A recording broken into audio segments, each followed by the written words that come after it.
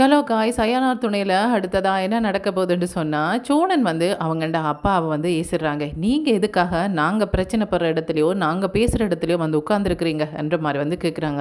ஏன் அவங்க இங்கே உட்காந்துருந்தா என்ன என்ற மாதிரி நிலா கேட்குறாங்க. நிலா உங்களுக்கு இவங்களை பெரிய தெரியாதா இல்லை தெரியாத மாதிரி நடிக்கிறீங்களா என்ற மாதிரி கேட்குறாங்க. என்ன சோழன் இந்த மாதிரியெல்லாம் பேசுகிறீங்க, என்னாச்சு இப்போ என்ற மாதிரி கேட்குறாங்க. இல்லை இவர் என்ன பண்ணார் எங்களுக்காக, எதுக்கு இப்போ எங்களோட பிரச்சனை பண்ணிகிட்ருக்குறாங்க, இவங்களுக்கு நாங்கள் மரியாதை கொடுக்கணுமா, மரியாதை கொடுக்கணும்னு சொன்னால் அவங்க மரியாதை தார மாதிரி ஏதாவது பண்ணியிருக்கிறாங்களா, இல்லையே அப்புறம் இதுக்கு இதெல்லாம் எதிர்பார்க்குறாங்க என்ற மாதிரி கேட்குறாங்க. அப்படி கேட்கும்போது நிலா சொல்கிறாங்க, சோழன் நீங்கள் பண்ணதெல்லாம் சரியா, சந்தா வீட்டுக்கு போய் 25 பவுன் நகைதாரன் 30 லட்சம் ரூபா பணம் தாரன்ட்டு சொல்லிட்டு வந்திருக்கிறீங்க. இதெல்லாம் எப்படி முடியும்? 5 லட்சம் ரூபா பணம் 5 பவுன் நகையே எங்களால் கொடுக்க முடியாது, ஆனால் நீங்கள் இவ்வளவு சொல்லிட்டு வந்திருக்கிறீங்கன்னு தான் அவங்க கோவப்படுறாங்க என்ற மாதிரி சொல்கிறாங்க. அவங்க இதுக்கு கோவப்படணும், அவங்களா தரப்போகிறாங்க, அவங்க தரப்போகிறதில்லை, அப்புறமா எதுக்கு கோவப்படுறாங்க, சொன்ன நானும் அவங்கள தான் நீ பிரச்சனைப்பட போகிறோம் என்ற மாதிரி சொல்கிறாங்க. இப்படி சொல்லும்போது சேரன் என்ன சொல்கிறாங்கன்னு சொன்னால், சரி இந்த பிரச்சனையை விடு, முதல்ல நீ எதுக்கு அங்கே இப்படி சொன்ன, என்னன்னா நீ இப்படி பேசுகிற, நீ இப்போ சந்தாவை சந்திச்சியா இல்லையா, சந்தாவோட பேசினியா இல்லையா, இப்போ நான் சொன்ன விஷயமெல்லாம் சொல்லாமல் இருந்திருந்தா அது நடந்திருக்குமா, நடந்திருக்கவே முடியாது, அதாவது நீ சந்தாவை பார்த்துருக்கவே முடியாது, அப்புறமா எப்படி பேசுகிறது, அது நடக்குமா, அதனால தான் நான் இப்படி சொன்னேன், சும்மா ஏதாவது அடிச்சு விட்டாலாவது அவங்க கதைக்க விடுவாங்கன்னு நினச்சேன், அவங்க நான் சொன்னதெல்லாம் நம்பிட்டாங்க என்ற மாதிரி சொல்கிறாங்க. என்ன சொல்கிற அப்படின்னு சொன்னால், பொய் சொன்னியா, ஆமாண்ணா அவ்வளவு நகை பணத்துக்கு நாம் எங்கே போகிறது, நம்மளால் முடிஞ்ச காரியமாக 10 வருஷம் தந்தாலே எங்களால் அவ்வளவு பணம் நகையெல்லாம் திரட்ட முடியாது, அவங்க சொல்கிற 6 மாதத்துக்குலாம் நடக்கிற காரியமாக, என்னென்ன இது சந்தாக்கே புரிஞ்சிருக்கும், உனக்கு புரியலைண்டா நான் என்ன பண்ணுறது என்ற மாதிரி சொல்கிறாங்க. சோழா நீ பண்ணுறது அவ்வளோ நல்லா இல்லை, ஏற்கனவே அந்த பொண்ணு ரொம்ப வேதனையில் இருக்கிறாங்க, இப்படி சொல்லிட்டு வரும்போது அவங்க என்ன நினச்சிருப்பாங்கன்னு சொன்னால், இவங்ககிட்ட ஏதோ நிறைய பணம் எல்லாம் இருக்காக்கம், அல்லது தெரிஞ்சவங்ககிட்ட பணத்தை கொண்டு கொடுத்துருவாங்க போல இருக்குது என்ற மாதிரி நினச்சிட்டு அவள் எதிர்பார்த்துருப்பா இல்லையா, ஏன் இப்படி ஒரு எதிர்பார்ப்பையும் ஏமாற்றத்தையும் நாங்கள் கொடுக்கணும் சொல்லு பார்க்கலாம் என்ற மாதிரி சொல்கிறாங்க. இப்படி சொல்லும்போது சோழன் சொல்கிறாங்க, சந்தாக்கு புரியும் அண்ணன், சந்தா இந்த வீட்டில் இருந்தவங்க, இந்த வீட்டில் வாழ்ந்தவங்க கொஞ்ச நாள், அவங்களுக்கு தெரியும் இந்த வீட்டின் நிலவரம் என்ன, இவங்களால் 1 லட்சம் ரூபா பணமே திரட்ட முடியாது, எங்கே கொண்டு போகிறாங்க இவ்வளோ பணம், இவங்க நம்மளோட பேசுகிறதுக்காகத்தான் இப்படியெல்லாம் சொல்லியிருக்கிறாங்க என்று சந்தா புரிஞ்சு கொள்ளுவான். நீ புரிஞ்சு கொள்ளன, திரும்பவும் ஒரு தடவை போய் சந்தாவை பார்க்கணும்னு சொன்னால் திரும்பவும் இந்த மாதிரி ஒரு பொய்யை சொல்லணும், அப்போ தான் பார்க்க முடியும், இல்லைன்னு சொன்னால் கஷ்டம், இங்கே பாரு உன்னை போல் இல்லை, என்னால் எதுவுமே இயலாதுன்னு சொன்னால் யாரும் பேசவே மாட்டாங்க, பிற எதுக்கு கல்யாணம் பண்ணி தரப்போகிறாங்க, யோசிச்சு பாரு, இந்த மாதிரியான பேச்சை விட்டுட்டு வேலையை பார்க்கலாம், இனி 6 மாதம் கழித்து யோசிக்கலாம் இதை பற்றி என்ற மாதிரி சொல்கிறாங்க. இப்படி சொல்லும்போது நிலாவுக்கு கோபம் வந்துடுது. நிலா கேட்குறாங்க, என்ன சொல்லா விளையாட்டாக இருக்கா, இன்னொருத்தங்க வாழ்க்கை உங்களுக்கு விளையாட்டாக இருக்கா, பாவம் இல்லையா அவங்க என்ற மாதிரி சொல்கிறாங்க. இரு நிலா, எதுக்கு இவ்வளோ கஷ்டப்படுறேன், இந்த வானதியா இது சமைச்சது, எதுக்கு வானதி சமைக்க விட்டீங்க, இங்கே பாருங்கள் ரொம்ப காரமாக இருக்குது, வாயில் சாப்பாடு வைக்கவே முடியல, எவ்வளோ டயர்டாக வந்தேன், வீட்டில் ஏதாவது நல்ல சாப்பாடு இருக்குன்னு சாப்பிடலாமான்னு பார்த்தா, ஏண்டா பாண்டி உனக்கு தான் கொஞ்சம் சமைக்க தெரியும் இல்லையா, நீயே சமைச்சிருக்கலாமே, எதுக்கு இந்த வானதியை சமைக்க விட்ட என்ற மாதிரி சொல்கிறாங்க. இப்போ நிலாக்கு இன்னுமே கோவம் வருது. இங்கே பாருங்கள் சோழன், தப்புக்கு மேலே தப்பு பண்ணிகிட்ருக்கிறீங்க, ஒரு பொண்ணும் இந்த வீட்டில் சமைச்சு கொடுத்து எல்லாரையும் கவனித்ததும் இல்லாமல் அந்த பொண்ணு மேலே தப்பாக இந்த மாதிரி சொல்லக்கூடாது என்ற மாதிரி சொல்கிறாங்க. இங்கே பாருங்கள், சமையல் தெரிஞ்ச சமைக்கலாம், சும்மா வேணுமெண்டே நல்ல பேர் கேட்கணுமென்றதுக்காக சமைச்சு நம்மளோட வாயெல்லாம் பழுதாக்கி வச்சுக்கிறோம், இங்கே பாருங்கள் எவ்வளவு எரியுது என்ற மாதிரி சொல்கிறாங்க.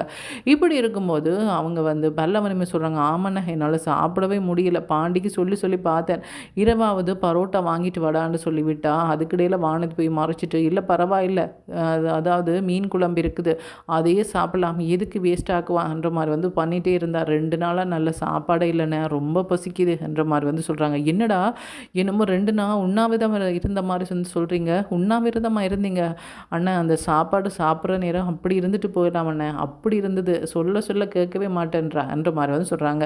இதே விஷயத்தை தான் சோழனோட அப்பான்னு சொல்கிறாங்க. ஆமாம் அந்த பொண்ணு அங்கே கேட்டது, என்னையுமே வருத்தக்காரனாக போட்டது, இவ்வளோ நாள் இந்த வீட்டில் இருந்திருக்கிறேன், ஒரு நாள் கூட மாத்திரை மருந்து எதுவுமே நான் சாப்பிட்டதே கிடையாது, இந்த பொண்ணு 2 நாள் சமைச்சது அதோடு சரி, என் உடம்பு காலி, டாக்டர்கிட்ட போக நிறைய மாத்திரையெல்லாம் அள்ளி தந்தாங்க, இதுக்கப்புறமா ஒரே வருத்தம் தான் போல இருக்குது என்ற மாதிரி சொல்கிறாங்க. என்ன ஆளாளுக்கு ஒவ்வொருத்தரும் வானதியை இவ்வளோ குறைவாக சொல்லிட்டு இருக்கிறீங்க, என்ன அந்த பொண்ணு பண்ணிச்சது, உங்களுக்கு சமைச்சது பிடிக்கலைன்னு சொன்னால் நீங்கள் சாப்பிடாம விட்டுருக்கலாமே, சாப்பிட்டுட்டேன்னு இப்படி சொல்கிறீங்க என்ற மாதிரி சொல்கிறாங்க.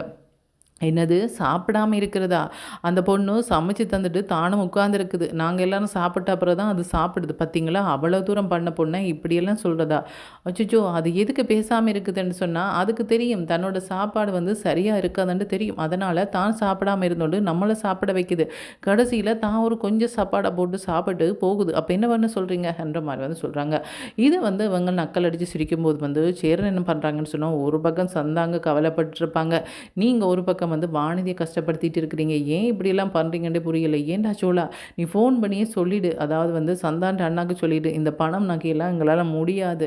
ஆனா வந்து நீங்க சந்தாவ கல்யாணம் பண்ணி தருவீங்களான்னு கேளுன்ற மாரி வந்து சொன்னாங்க. யாரு? அவங்க வந்து அவங்கள்ட அண்ணாண்ட சொல்ல கேட்டு தான் எல்லாம் பண்ணிட்டு இருக்கிறாங்களா? அப்படி என்ன சந்தாக்கு எதுக்கு இந்த நிலைமை? என்ற மாரி வந்து சோழன் வந்து கேட்குறாங்க. இங்க பாரு, அந்த வீட்டுல முடிவெடுக்கிறதெல்லாம் அவங்கள்ட அப்பா தான். அவங்கள்ட அண்ணா கிடையாது.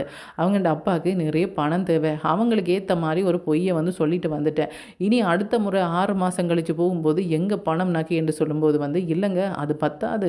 இனிமே அதிகமா உங்களுக்கு தரலாம்ன்ட்டு இருக்கிறோம் பணம் நகையெல்லாம். அதுதான் கொஞ்சம் லேட் ஆகுதுன்ற மாரி ஏதாவது அடிச்சு விட வேண்டிய இல்லைன்னு சொன்னா கஷ்டம். அவங்க கேட்குற கேள்விக்கு நம்மளால பதில் சொல்லவே முடியலன்ற மாரி வந்து சொல்லும்போது வந்து, பல்லவன் வந்து சிரிக்கிறாங்க. எதுக்குடா சிரிக்கிறா? இல்ல உங்களோட பேச்ச கேட்டா சிரிப்பா இருக்குது. எங்கட வீட்ல வந்து சாப்பாட்டுக்கே ரொம்ப கஷ்டப்படுறோம். அடுத்த நாள் ஒரு நாள் வேலைக்கு போகலையேன்னு சொன்னா, அடுத்த நாள் இந்த வீட்ல சாப்பாடே சாப்பிட்றது கஷ்டம். அப்படியான நிலைமையில தான் இந்த வீடு இருக்குது. இந்த வீட்ல உட்கார்ந்துட்டு இருந்தவங்க தான் இந்த மாரியெல்லாம் நீங்க கொண்டு வருவீங்கன்னு எதிர்பார்த்துட்ருக்குறாங்களா? சரி, நீங்க தான் சொல்றது அவங்கள்ட அப்பா நம்பிட்டாங்க. உங்கள பத்தி தெரியாது, உங்களோட வீடு தெரியாதுன்னு சொல்லலாம். ஆனா சந்தா நம்புனாங்களா? அவங்கள்ட அண்ணா நம்பினாங்களா? அதுதான் எனக்கு ஆச்சரியமா இருக்குது. சரியான பைக்கே நம்மட வீட்ல இல்ல. நாங்க வந்து காலேஜுக்கு போறதுக்கு எனக்கு ஒரு பைக் இல்ல. எனக்கு நல்ல ஒரு சைக்கிளே இல்ல. அப்படி இருக்கும்போது, இப்படியெல்லாம் தருவீங்கன்னு அவங்க நம்பியிருக்கிறாங்க பாருங்க என்ற மாரி வந்து சொல்றாங்க. நிலா, என்ன சொல்றீங்க நீங்க இத பத்தி? நான் சொன்னதெல்லாம் பண்ணுவேன்ட்டு நீங்களும் அதில நம்பினீங்களா? என்ற மாரி வந்து சோழன் கேட்குறாங்க. என்ன சோழன், நீங்க இதெல்லாம் பொய்யா சொல்ல முடியாது. நீங்க பண்ணத்தான் வேணும். சொன்னத வந்து பண்ணலையேன்னு சொன்னா, அந்த சந்தா என்ன நினைப்பாங்க? இப்படியெல்லாம் பொய் சொல்லி ஏமாத்திட்டு போயிட்டாங்க. கடைசியில எனக்கு இந்த வாழ்க்கையும் இல்ல, அந்த வாழ்க்கையும் இல்லாம போச்சு என்ற மாரி நினைக்க மாட்டாங்களா? அப்படியெல்லாம் நடக்காது. அண்ணன தான் வந்து சந்தா கல்யாணம் பண்ணுவாங்க. அதுக்கு நான் வந்து பொறுப்பு. ஆனா, அவங்க கேட்டதெல்லாம் குடுக்குற அளவுக்கு இல்லப்பா. ஆனா, கல்யாணம் நடக்கும். எப்படி நடக்கும்ன்றத நீங்க பொறுத்திருந்து தான் பார்க்கணும்ன்ற மாரி வந்து இவங்க சொல்லி சிரிக்கிறாங்க. இதுக்கப்புறமா பாட்டி என்ன சொல்றாங்கன்னு சொன்னா, 2 நாள் கடை பக்கமே போகல. அதனால கடைக்கு போயிட்டு வரேன்ட்டு போகும்போது, அங்க கடை திறக்க முன்னாடியே வந்து வானதி உட்கார்ந்துருக்கிறாங்க. "என்ன வானதி, நீ வீட்டுக்கு போகலையா? வீட்லேருந்து நேரா இங்க வந்து உட்கார்ந்துருக்கிறியா?" என்ற மாரி வந்து கேட்குறாங்க. "என்ன பாண்டி, உனக்கு நக்கலா?" என்ற மாரி வந்து வானதி கேட்குறாங்க. "இல்லப்பா, நான் கடை திறக்க முன்னாடியே வந்துட்டியே, அதான் கேட்குறேன்" என்ற மாரி வந்து சொல்றாங்க. "ஆமா, கடை திறக்கிறதுக்கு முன்னாடி வந்தேன் தான். ஆனா, இன்னும் வந்து ஒரு 5 நிமிஷம் தான் இருக்கும்" என்ற மாரி வந்து சொல்றாங்க. இதுக்கப்புறமா என்ன வானதி, படிக்கிற வேலைய பார்க்கலாமே! இப்படி எப்ப பார்த்தாலும் உட்காந்துருந்தா என்ன நினைப்பாங்க? யாரு நினைக்கிறது நிக்கட்டும். எனக்கு என்னன்ட்டு அவங்க உட்காந்துருக்குறாங்க. அது சரி, வீட்ல எல்லாரும் என்ன சொன்னாங்க? என்ன பாராட்டினாங்களா? என்ன பத்தி பெருமையா பேசினியா? என்ற மாரி வந்து கேட்குறாங்க. எதுக்கு உன்ன பாராட்டணும்? எதுக்கு உன்ன பெருமையா பேசணும்? சொல்லு, நீ என்ன பண்ணிட்ட? என்ற மாரி வந்து கேட்குறாங்க. என்ன பாண்டி இப்படி சொல்ற? 2 நாளா வந்து நான் உனக்கு சமைச்சு தந்தத சொல்ல வேண்டாமா? என்னுடைய வானதி வந்து சமைச்சு தந்தா, வீட்ட நல்லா பார்த்துக்கொண்டா, நல்ல சாப்பாடெல்லாம் பிடிச்சிருக்குன்னு சொல்ல வேண்டாமா? உண்மையிலேயே ஒரு சாப்பாடு பிடிக்காட்டி கூட பிடிச்சிருக்குன்னு தானே சொல்லுவாங்க. அது என்ன, உங்களோட வீட்டில எல்லாரும் வந்து குறை சொல்றவங்களாவே இருக்கிறாங்க. நீ மட்டும் தான் இப்படியா? இல்ல உங்களோட குடும்பத்தில எல்லாருமே இப்படித்தானா? ஏன் இப்படி பண்ற? என்ற மாரி வந்து சொல்றாங்க. இங்க பார் வானதி, உனக்குமா சேர்த்து சாப்பாடு வாங்கிட்டு வரேன்னு தான் சொன்னேன் ஒழிய, உன்ன சமைக்க சொல்லி சொல்லல. அது மட்டும் இல்லாம வீடு, கிச்சன் எல்லாமே வந்து நீ பயங்கர மோசமாக்கிட்டு வந்துட்ட. இப்ப அதெல்லாம் கிளீன் பண்ணி குடுத்துட்டு தான் நான் வாரேன். ஏன்னு சொன்னா, ஏற்கனவே அண்ணா வந்து ரொம்ப டயர்டா வந்திருக்கிறாங்க. அப்படி இருக்கும்போது அவங்களே கிளீன் பண்ணுன்ற மாரி வந்து சொல்லக்கூடாது. என்னால தானே இது வந்ததுன்னு சொல்லி நான் வந்து எல்லாம் கிளீன் பண்ணி குடுத்துட்டு வந்திருக்கிறேன். எனக்கு ரொம்ப உடம்பு டயர்டா இருக்கு. இருந்தாலுமே 2 பைக் இன்றைக்கு குடுக்கணும். அதுதான் வந்திருக்கிறேன். தயவுசெய்து ஏதாவது சொல்லி என்ன வந்து குழப்பி திரும்பவுமே கடைய பூட்டிட்டு வீட்ல போய் உட்கார வச்சுறாதன்ற மாரி வந்து சொல்றாங்க. என்ன பாண்டி அப்படின்னு சொன்னா, நான் இதுல வந்து உட்கார்ந்துருக்கிறது உனக்கு கஷ்டமா இருக்கா? அதாவது வானதி வந்தா உன்னால வேலையே செய்ய முடியலையா? வீட்டிலேயும் வந்து நான் ஏதாவது வேலை செய்தா உனக்கு பிடிக்கல, இங்க வந்து வேலை செய்தாலும் பிடிக்கல. அப்படித்தானே? இங்க பாரு, நான் தேடி தேடி வந்து பேசுறதால உனக்கு வந்து என்னுடைய அருமை தெரியல போல இருக்கு. நான் வந்து இனிமே உன்னிட்ட வரவே மாட்டேன். நீயும் வந்து என்னோட பேசவே கூடாது. இனிமேல் மாத்திரம் வானதி யாருன்னு கேட்டா தெரியாதான்னு சொல்லிடணும். அதை விட்டுட்டு எனக்கு தெரியும் இவங்க தான் வானதி, இவங்கள தான் கல்யாணம் பண்ண போறேன். இதுதான் அவங்களோட வீடு. அப்படி ஏதாவது சொன்னேன் அப்புறமா வந்து நான் வந்து சும்மாவே இருக்க மாட்டேன்ட்டு அவங்க பயங்கர கோவமா போறாங்க. போகும்போது வானதி, இங்க பாரு, இப்படி எத்தனை தடவை சொல்லிட்டு போயிட்ட. என்னதான் சொன்னாலும் திரும்ப திரும்ப இந்த கடைக்கு தான் வருவ. திரும்ப திரும்ப என்னுடைய ஃபோன் நம்பருக்கு தான் கால் பண்ணிட்டு இருப்ப.